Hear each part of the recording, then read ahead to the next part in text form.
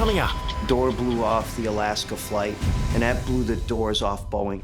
The corporate crash of an aviation giant. You're cutting corners. You are eliminating safety procedures. For your workers, they're in peril. For your whistleblowers, they literally fear for their lives. The Boeing boss says the company will fly high again. I am proud of every action we have taken. But the whistleblowers... blatant negligence. Lives are at stake. We have to speak up. And the families of the victims disagree. Did Boeing kill your daughter? Yeah, they're murderers.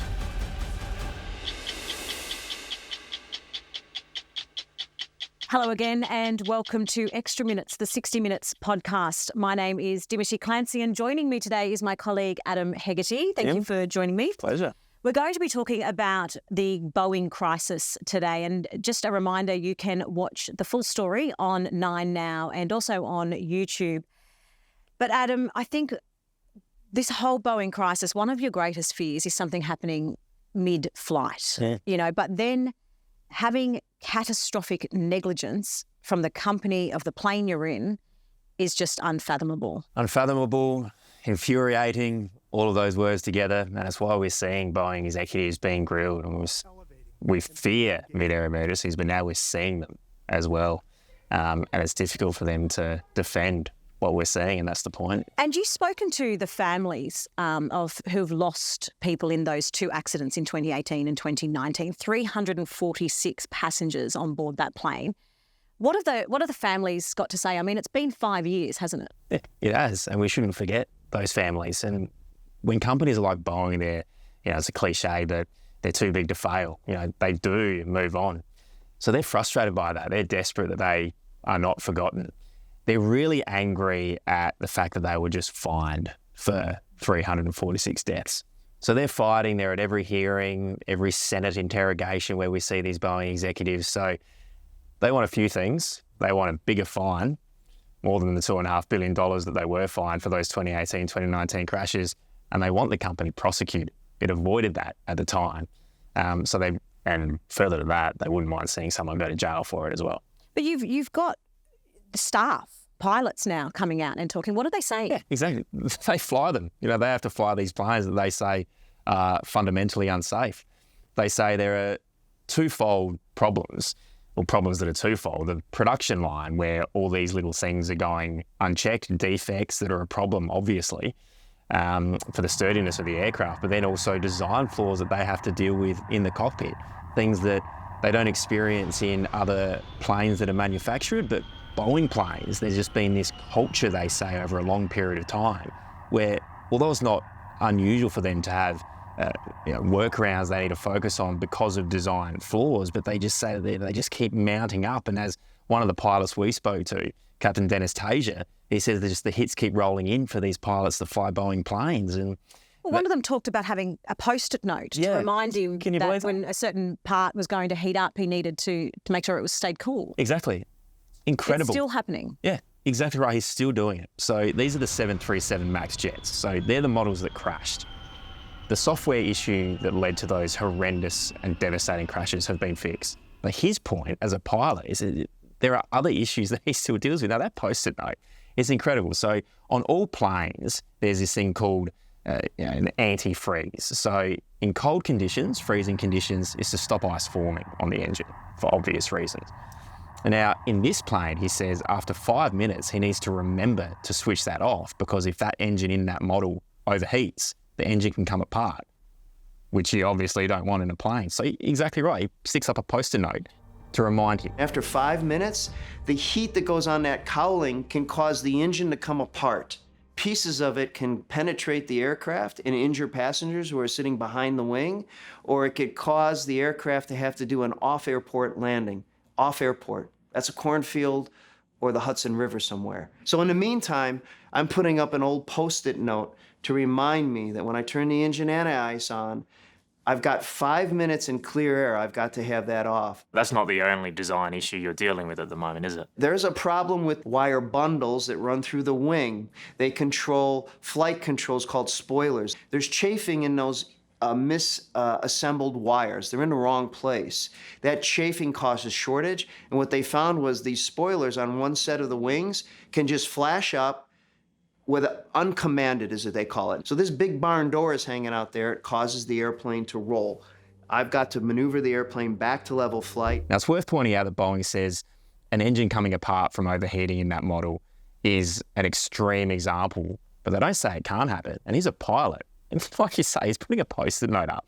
And he gives this extraordinary quote. He says, it's an Apollo-era plane, so he needs to use Apollo-era measures to make sure that he keeps But those things are still happening now, regardless of everything that's gone on. There's been 2 crashes. The door came off in January. Those things are still happening. Exactly right. So what's this culture that they talk about? I mean, you'd think that everyone's got a culture in a workplace. We've all been privy to that. But a culture of when it comes to safety, what? Exactly. How many people fly on these planes as passengers? They've got lives in their hands, millions every single day. So yes, culture is never perfect in a company, but when you're talking about one of the 2 major global manufacturers of a plane, culture needs to be pretty good, you would have thought. And there's 2 accusations which are pretty damning. One is it's a culture of cover-up, and another is it's a culture of intimidating those people, those whistleblowers who speak up. They told me to falsify the quantity of the defects that were being found in there. So they asked you to doctor the books. What did they make you write? When I was finding 100 defects, it was affecting how their budget was being spent. So they wanted me to just say that it was 1 defect. I stood up, I said no. It was unethical what they were asking me. And then my second level manager came in and he said, if you don't do what I'm telling you to do, I'm gonna write you up for insubordination. I know that the repercussions of subordination was to be fired. Even just that is extraordinary. But what's the cover-up of? What are they covering? What do they know about? Yeah. Well, pilots say, those designers, the antifreeze is an example.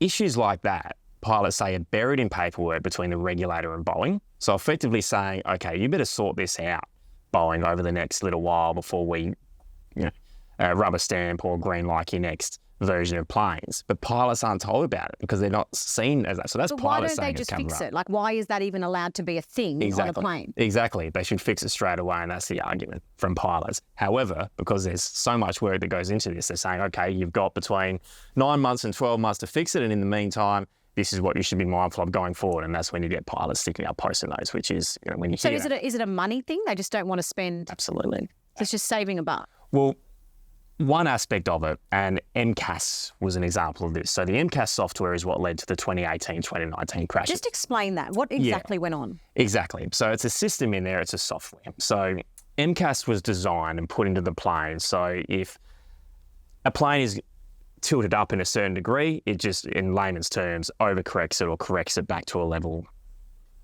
course trajectory for the plane. What happened with that is there was just one sensor on the side of the plane.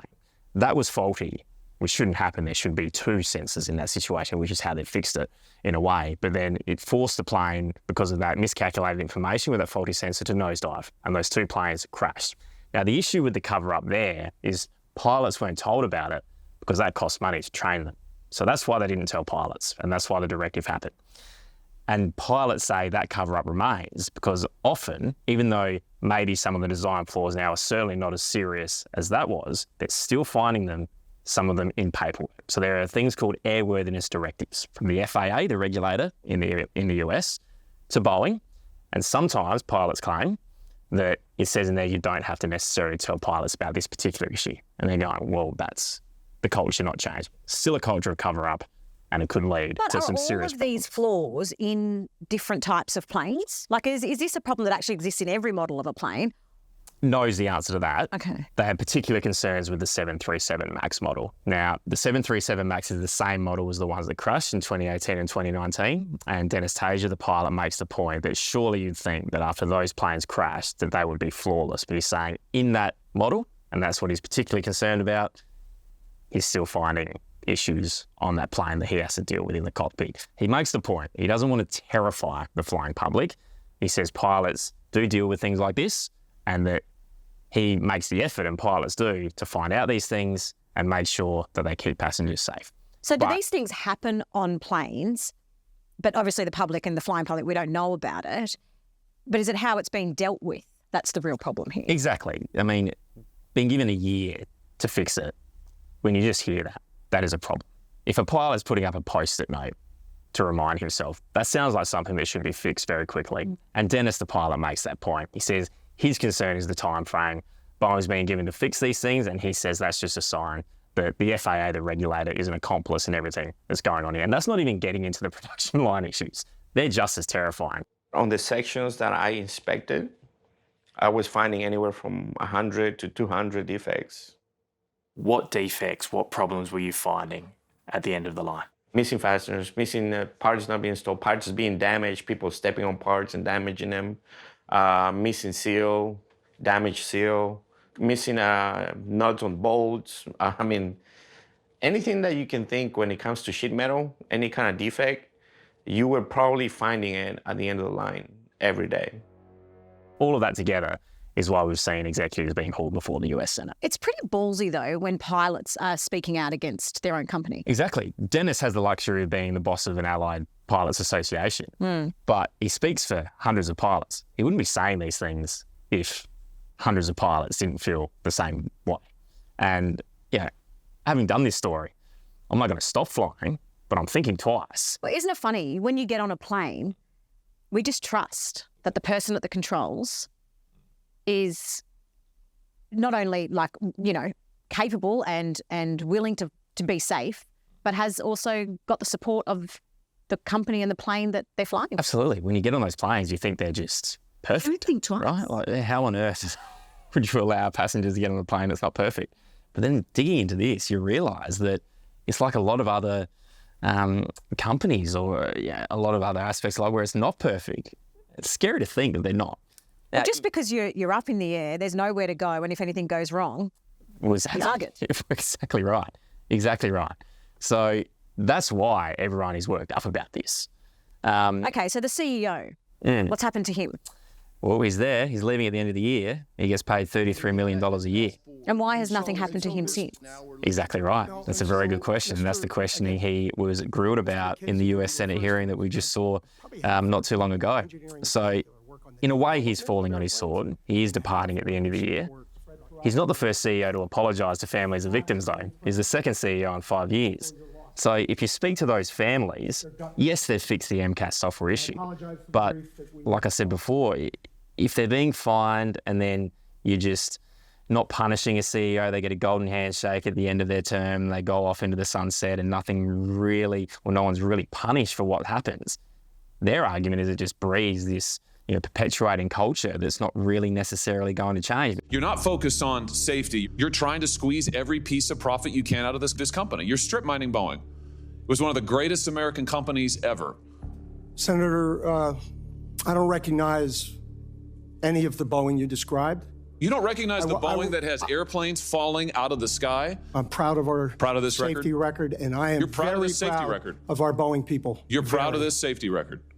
I am proud of every action we have taken. Every action you've taken? Yes, sir. Wow. But to answer your question, Dave Calhoun, the current CEO, he hasn't been prosecuted. The company hasn't been prosecuted. They've been fined back in 2021 off the back of the 2018-2019 crashes. That's about it. Could change going forward. Are there any laws that say he could face, and what are they? It could. So the Department of Justice in the US right now, so it's complicated, but they're now looking at going back retrospectively and charging Boeing over those 2018-2019 crashes. That's what the families of those 346 victims. So who pays the price? For. The CEO? It would be the company. So the company would be prosecuted, but the Department of Justice in the US, they can prosecute Boeing, they can prosecute individuals. It's really up to them.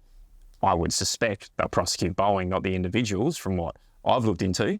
But there's no reason why they couldn't. It's the US government. They can prosecute whoever they want to. And that's what families are demanding. I suspect going forward, they're going to potentially prosecute Boeing. Whether that's a fine remains to be seen. But if it does go forward, that's still flying off. That happened in January. Correct. So what's happened after that? That's what's stemmed that Department of Justice investigation. So to go to that point, so back in 2018, 2019, Boeing entered into what's called a deferred prosecution agreement, right? So That was basically a deal struck with the US government, the When they Department paid of the money. Justice, when they said that, they'd pay a fine. So we'll escape charges, we'll get out of it by paying a $2.5 billion fine, and then they won't be prosecuted as a result. But they entered into this deferred prosecution agreement. Not only a fine, but also a promise to put in a multitude of safety measures so it doesn't happen again. What the Alaska Airlines door blowout did at the beginning of this year, that was 3 days before that 3-year agreement expired. So in a way, it wasn't fatal. So it's almost a bit of a blessing. And the families say that, even pilots say that, because then, the Department of Justice has gone, oh, okay, you clearly haven't put in the safety measures that you needed to. Now we're going to go and look back and see if we can prosecute you. So they've determined they breached that agreement. It's a matter of now whether they take them to court and hit them with a fine or put in another deferred prosecution agreement or, worse. The families hope for worse. But you've seen that before and you're probably looking at a fine. So planes that are taking off as we speak still have these problems on a Boeing? Indeed, they do. And it's frustrating. I see it on your faces, but Why it's so are they allowed to fly? I don't get it. They're too big to fail. Clear. So you've got... Too much money. Yeah, that's one of the things. But across the globe, you've got two main plane manufacturers. You've got Boeing, the American one, and you've got European Airbus. So they have such a duopoly over global air travel. Obviously, world leaders are not going to go, right, Boeing, you're banned from the skies. So many airlines fly Boeings. Then suddenly they're not getting the planes. They've got to enter into new agreements with then just potentially European Airbus, or then China starts entering the fold. It'd just be a mess if Boeing fails. Even the families of the victims admit that. They want to see Boeing thrive because they know if Boeing's unsuccessful, the flying public is unsuccessful. Exactly. Hypothetically, you're starting to pay a whole lot more for airfares, fewer flights, all of these things. So they need to do better, but they get away with a lot of things clearly because they are too big to fail. The other thing that really broke my heart was that people working for Boeing are taking their lives while all of this plays out. Horrendous, isn't it? So that's John Barnett, you mentioned there, 62-year-old. He was a quality control engineer at Boeing. He had about a 7-year battle, one of the first whistleblowers to speak out from the production line talking about all these defects that he tried to raise the alarm about. And then he says superiors come down on him and discipline them for raising the alarm, and it's just horrendous. So that took a toll on him. And then he goes through a 7-year legal battle to try and raise this, and he was in the midst of his third deposition, giving testimony to lawyers, and they found his body, self-inflicted gunshot wound in his car. Not long after, in the lead up to the third testimony. I spoke to his lawyer as part of this story, and he says over 7 years he became his friend, not just his client, and it's devastating. The toll it takes on them just to speak up on the job, and then the toll it takes on them to become a whistleblower. They're brave, brave souls, and there's a lot of them now. The man had been diagnosed with PTSD. He was having nightmares about planes crashing, and it pushed him over the edge. He was not only a client, he was my friend. He was a man of high integrity and ethics. So those 346 passengers is actually 347? Yeah, a bit like that, isn't it? Has it changed? You were saying that, it's made you think twice about flying. Really? Absolutely. Truly. I mean, when you read what was allowed to happen in that company, it's mind-boggling to think that it's allowed. So you can't, this is the problem, you can't look at a plane and go, I'm not flying that plane, I'm not flying that plane. But how do you know what plane? I was going to say, when you get on a flight, how do I know whether I'm on a Boeing? Exactly. I mean, I guess you probably could find out if you read the fine print. Exactly. And I'll tell you, I did a Google search after doing this story. A lot of airlines fly Boeing though. So I'm not going to stop boarding those planes. You're just not. Because when it comes down to it, there have been, 2 crashes from Boeing in 2019 and 2019. Horrendous. A lot of planes fly. A lot of Boeing aircraft are in the skies right now.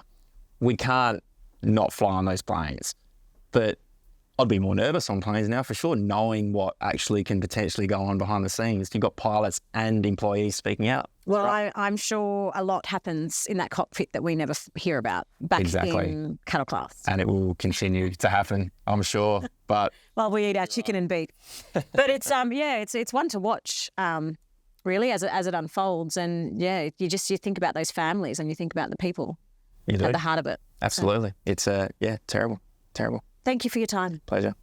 And just another reminder, you can watch Adam's full story on the Boeing crisis on 9 Now and also YouTube. Thanks for joining us. My name is Dimity Clancey.